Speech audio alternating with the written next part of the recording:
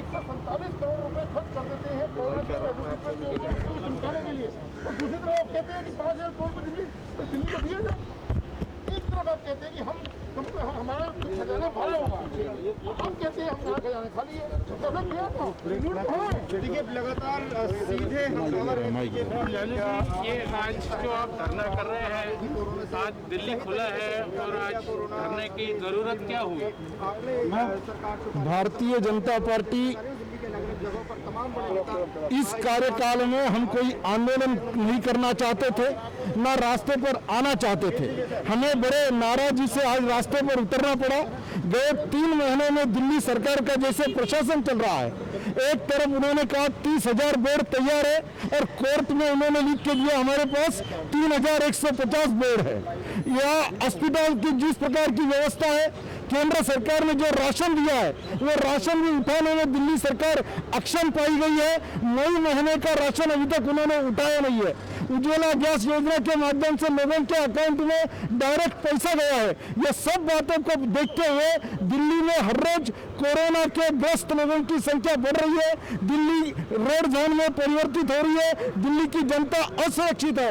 इस पर ध्यान दिलाने के लिए आज पूरे दिल्ली में 70 विधानसभाओं में भारतीय जनता पार्टी के कार्यकर्ता सोशल डिस्टेंसिंग का ध्यान रखते हुए और अपने मुंह पर मास्क लगाकर सभी संकेतों का पालन कर दिल्ली सरकार को एक्सपोज करने के लिए आज हम रास्ते पर उतरे हैं। सर, मनीष सिसोदिया कल दिल्ली सरकार की तरफ से सेंट्रल गवर्नमेंट के लिए कह रहे हैं कि उन्हें 500 करोड़ का पैसा मुहैया कराया जाए। उनके पास पैसा नहीं, वो दिवालिया हो गए और वो अभी तो इतने सारे एड्स भी चल रहे थे। टोटल 150 करोड़ के एड इस 3 महीने में दिल्ली सरकार ने दिए हैं। पीपीई किट के लिए, मास्क के लिए, अस्पताल के बेड बढ़ाने के लिए, इस प्रकार का हेल्थ इमरजेंसी का पूरा पैसा केंद्र सरकार ने दिल्ली सरकार को दिया है। अलग अलग योजनाओं का पैसा आया है। केवल इश्यू बनाने के लिए केंद्र सरकार से वो पब्लिकली डिमांड कर रहे हैं। केंद्र सरकार ने स्पष्ट किया है पूरे देश में जहां भी जरूरत है केंद्र सरकार खड़ी है। केवल राजनीति करने के लिए मनीष सिसोदिया ने ये बयान दिया है। क्या ये फाइनेंशियल इमरजेंसी दिल्ली में लागू होने का ये प्रारूप तैयार हो रहा है? वैश्विक महामारी का बड़ा भीषण और भयानक संकट दिल्ली में खड़ा है। दिल्ली देश की राजधानी है। दिल्ली में प्रशासन जिस प्रकार से काम कर रहा है और दिल्ली सरकार ने जितना कैजुअल लिया है, इसके खिलाफ जनता का रोष है और वही हम आज प्रातिनिधिक रीत्या यहाँ पर व्यक्त कर रहे हैं। सर, ये नंबर हजारों में, 1000 के आसपास और उससे आगे ये डेली ये नंबर बढ़ रहे हैं कोरोना के। आपका क्या अनुमान है कि क्या दिल्ली सरकार इस पे लगाम लगा पाएगी? और तो हम तो जानते हैं कि बहुत सारे हॉस्पिटल में डेड बॉडीज रखी हैं, उनका अंतिम संस्कार नहीं हो पा रहा है। मैंने कहा सामान्य आदमी बिल्कुल असुरक्षित महसूस कर रहा है। उसके लिए कोई अस्पताल नहीं है। जो अपने को टेस्ट कराना चाहते हैं उनकी टेस्ट नहीं कराई जा रही। कई दिन तक डेथ के आंकड़े भी छिपाए गए हैं। मुझे ऐसा लगता है इस विषय पर पारदर्शिता होनी चाहिए, ट्रांसपेरेंसी से काम होना चाहिए और पूरा प्रशासन जिस प्रकार से कैजुअल वे से काम कर रहा है, दिल्ली सरकार को उसकी ओर अपना ध्यान देना चाहिए। हमारे एक बार प्रोटेस्ट को भैया, एक बार थोड़ा मीडिया से अनुरोध है कि हम अपने विषय को रख दें। हमारे बीच में राष्ट्रीय उपाध्यक्ष माननीय श्याम जाजू जी इसका नेतृत्व करने के लिए हमारे आग्रह पे यहाँ पे आए हैं। हमारे बीच में राष्ट्रीय मंत्री आरपी सिंह जी भी उनके साथ आए हैं। मीडिया प्रभारी हरीश खुराना जी भी हैं हमारे बीच में। हमारे युवा मोर्चा के कई साथी और हमारे चारों मंडल अध्यक्ष प्रवीण शंकर जी भी हमारे साथ आए। मीडिया प्रभारी हुकुम सिंह जी, सह कार्यालय मंत्री प्रदीप वो भी हमारे बीच में है। हमारे चारों मंडल अध्यक्ष हमारे बीच में है। प्रशांत जी हमारे जिले के उपाध्यक्ष, पूर्व महामंत्री हमारे बीच में है। गोपाल जी, सतीश सीकर जी, प्रशांत जी आगे आ जाओ। सतीश जाम जी आए नहीं है। सब लोग हमारे मंडलों के इस नई दिल्ली विधानसभा के रहने वाले ही कार्यकर्ता यहाँ पे आए, क्योंकि केजरीवाल जी नई दिल्ली विधानसभा के एमएलए हैं। हम लोकल एमएलए होने के नाते हमारे सारे मंडल अध्यक्ष इस विधानसभा के कार्यकर्ता उनको प्रोटेस्ट करने के लिए आए हैं कि पिछले जब से कोरोना वायरस पूरी दिल्ली में फैला है, हमारी विधानसभा में एक भी बार केजरीवाल जी का आना नहीं हुआ। प्रतिनिधि होने के नाते, जनता का एमएलए होने के नाते वो केवल सिविल लाइन में बैठ के ही टीवी में दिखाई देते हैं, लेकिन जनता यहाँ पे चाहे वो भूखी रही, प्यासी रही या कोरोना ग्रस्त यहाँ पे लोग रहे, उसमें किसी भी व्यक्ति का उन्होंने संज्ञान ना उनके परिवार ने, ना उन्होंने यहाँ पे आज तक कभी लिया है। तो यहाँ के लोग, चाहे वो मजदूर थे, लेबर थे, सब लोग रेडी पटरी पर रहे। बीजेपी के कार्यकर्ताओं ने जाकर उनको अपने घरों से पैसों से खरीद कर उनको खाना दिया और उनकी मदद करी। जो लोग कोरोना वायरस ग्रस्त हो गए थे उनकी जगह को जाके हमने खुद अपने सैनिटाइज किया मशीनों से जाके। यहाँ पे दिल्ली सरकार का कोई भी नुमाइंदा इस विधानसभा में अभी तक आया नहीं कि लोगों की मदद कर सके।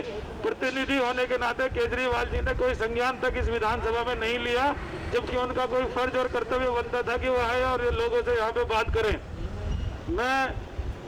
मैं इस विषय में मैं चाहता हूं कि हमारे राष्ट्रीय मंत्री आरपी सिंह जी, जो पिछले जब से कोरोना वायरस पूरे भारत में और दिल्ली में फैला है, उस विषय में जो जो नाकामियां केजरीवाल जी की रही हैं, उसके लिए हमने एक मैनिफेस्टो, एक विज्ञापन बनाया है जो हम यहाँ के डीएम को दे के आएंगे। अब मैं आरपी सिंह जी से अनुरोध करूंगा कि वो विषय को रखें कि आगे की हमें कैसे करना है, और जो उसका फेलियर केजरीवाल का वो जनता के बीच में मीडिया के माध्यम से रखें।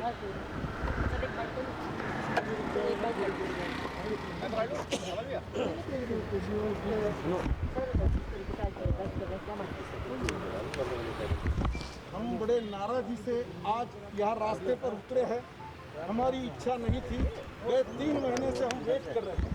पूरे देश में जो कोरोना का प्रकोप है, दिल्ली में बहुत भीषणता से और बहुत स्पीडी में बढ़ रहा है। इसका कारण है ये जो आज धरना आप लोग कर रहे हैं वादे किए थे, जो घोषणाएं कर रहे दिल्ली के कनॉट प्लेस में, इसका वजह क्या है और आप क्या चाहते हैं? केजरीवाल सरकार में कहाँ दिक्कत हुई है पिछले कोरोना के लॉकडाउन में? देखिए, दिल्ली सरकार पूरी तरह विफल हुई है, पूरी तरह। वो गरीबों को राशन देने के लिए हो, वो अस्पताल में बेड प्रोवाइड करने के लिए हो, वो एम्बुलेंस के लिए हो, वो आज दिल्ली सरकार पूरी तरह विफल हुई है। और सिर्फ इसके अलावा कि वो तमाशा करते हैं, झूठ बोलते हैं रोज आकर। 7 अप्रैल को उन्होंने एक प्रेस कॉन्फ्रेंस करी जिसमें कहा कि हमारे पास दिल्ली में 30,000 बेड रेडी है। सुप्रीम कोर्ट ने हल्फनामा दिया कि 3150 बेड रेडी हैं। अब किस पर विश्वास करें?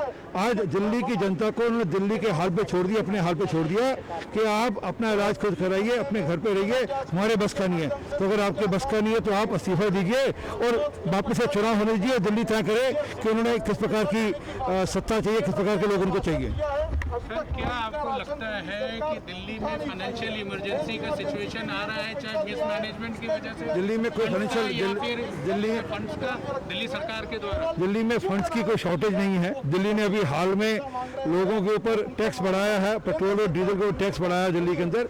दिल्ली में फंड्स की दिक्कत नहीं है, पर यह है कि वो फंड्स इस्तेमाल कहाँ होंगे, इसका इशू है। 147 करोड़ रुपया अपना विज्ञापन पे खर्चा, निजी विज्ञापन पे खर्चा।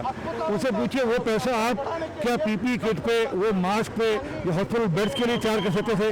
आज वो कहते हैं कि अगर किसी को बेड चाहिए तो किसी 5 स्टार होटल में जाकर क्वारंटाइन हो जाइए और 31 से 50 रुपये दाखिल रोज के रोज करिए। तो ये दिल्ली सरकार असल में विफल है और कोई फाइनेंस की दिक्कत नहीं है। ये तो अभी तक हाल तक ये कहते थे कि हमारे पास खूब पैसा है। सिसोदिया साहब कहते थे कि हमारे पास खूब पैसा है, हमारे पास किसी चीज़ की शॉर्टेज नहीं है, हमारे पास पैसे की कमी नहीं है। आज यकायक कहाँ से पैसे की कमी नहीं होगी?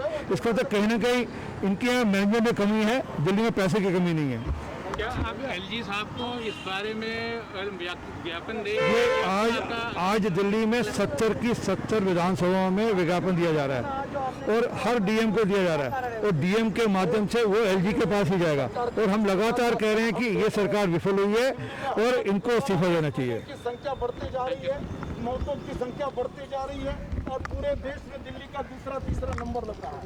दिल्ली का प्रशासन बड़ा कैजुअल वे से काम कर रहा है।